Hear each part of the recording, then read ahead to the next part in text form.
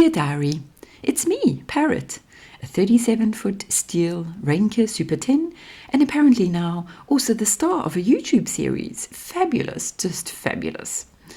After years of being abandoned on the hard, which sounds fancy, but is basically just boat limbo with a view of the car park and other forgotten dreams all around me, I figured I'd start this diary for 3 reasons. Firstly, so my new humans can look back at how disastrous I was before they started renovating me. Number 2, so my future owners, if I survive this, can track my glow up.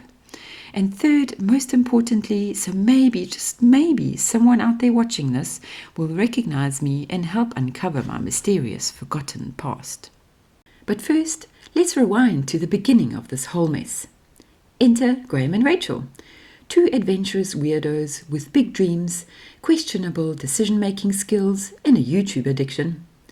They nearly sailed to the UK in 2011 on a boat named Bubbles. Yes, seriously. But instead ended up flying there with just suitcases and crushed dreams. Nearly 10 years later came lockdown. Remember that pandemic where people made sourdough and TikTok dances?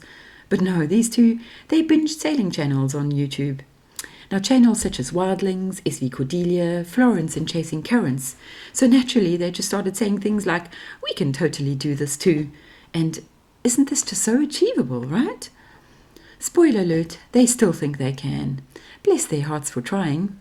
Eventually, they started searching for their ideal liveaboard blue water sailing boat with the kind of budget that makes brokers laugh and boats cry.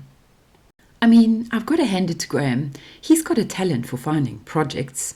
There was this one time where he got an old, seized Lister D engine barn find working again.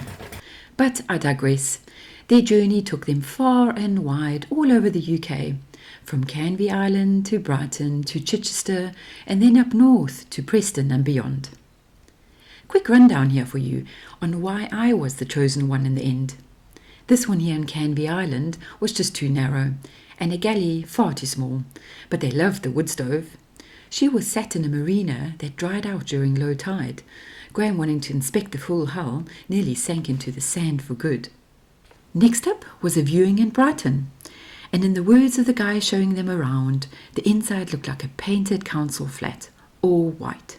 However, she had a great centre cockpit, which was going to be a future must-have of the ever-growing wish list of what this ideal boat of theirs should have. Now, in Chichester, they came across a lovely wooden boat. However, when they could actually literally see through the cracks of some of the wooden slats, even Graham felt that this might be a bit too much of a big project for him to take on. The next viewing took them to Preston, my turf, to view their first ever steelboat, which after much research, Graham was slowly rather taking to the idea. I mean, there'd never be any osmosis to tackle, right? And weren't all the large ships and tankers made out of steel?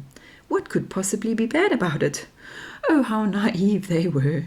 First up was this demasted steelboat named Alice. Now, as much as they loved her name, because it's also their niece's name, she had been taken apart like IKEA furniture without instructions, which just didn't fill them with confidence to be able to put her back together anytime soon, and if all the parts were even still there. Whilst in the Preston Marina, they asked if there were any other boats for sale, and there was.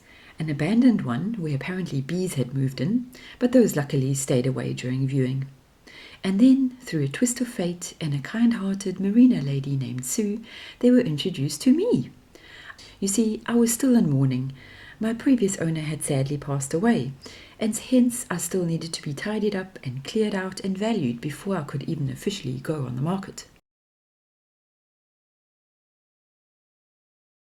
This is looking good without even going inside. Once inside, it was obvious. I was a project. Electronics untouched since dial-up internet. Systems unknown, ready for the 21st century upgrades. Cluttered chaos. But Graham liked that. He said he'd rather start from scratch anyhow. At least this way he'd know exactly what was replaced and how things worked. Without having a previous owner to show and explain everything, it was a matter of figuring out everything anyway whilst replacing. As if that's not terrifying at all. Now, the same day, another viewing was booked near Blackpool, A typical Facebook ad, far too vague, saying that she was a large boat, and on getting there, just far too small for their liking. Her galley was super large, but the head's just really not ideal.